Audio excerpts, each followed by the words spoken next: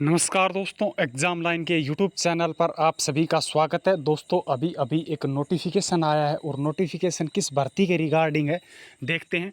राष्ट्रीय परीक्षा एजेंसी, जिसे एनटीए भी बोल सकते हैं, नेशनल टेस्टिंग एजेंसी, दोस्तों इसने एक नोटिस जारी किया है। पब्लिश नोटिस दोस्तों 22 सितंबर 2023 को किया है। दोस्तों सब्जेक्ट क्या है? Conduct of personal assistant examination 2023 for the High Court of Delhi. दोस्तों उच्चतर शिक्षा विभाग, शिक्षा मंत्रालय, भारत सरकार के तहत एक स्वायत्त संगठन है। दोस्तों सब्जेक्ट मैंने बता दिया, High Court of Delhi, with reference to the subject cited above and the vacancy notice date 6/3/2023 को वैकेंसी का नोटिस आया था, issued by the High Court of Delhi. The schedule of examination for the stage first English typing test for the post of personal assistant. दोस्तों ये date दी गई है, इसकी date क्या दी गई है? Personal assistant stage first English typing qualifying stage है 8 अक्टूबर। दोस्तों नोएडा, गौतम दोस्तों बुद्ध नगर,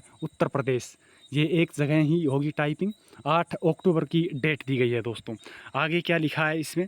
the details of centre, time and shift of the examination shall be as per the admit card. दोस्तों candidates are advised to visit the Delhi high court website पर आप visit कर सकते हैं, यहाँ दे रखा है।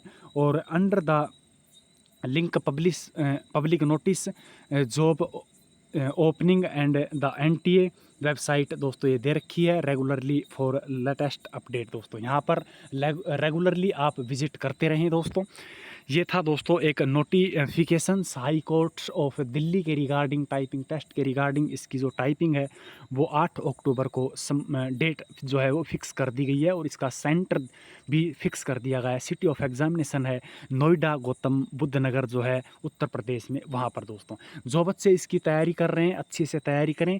आप लोगों के पास लगभग 1.5 मंथ का टाइम बचा हुआ है, 45 दिन का टाइम बचा हुआ है, अपनी टाइपिंग को अच्छे से करें। दोस्तों यही एक नोटिफिकेशन था, सोचा कि आपको अपडेट करा दूं।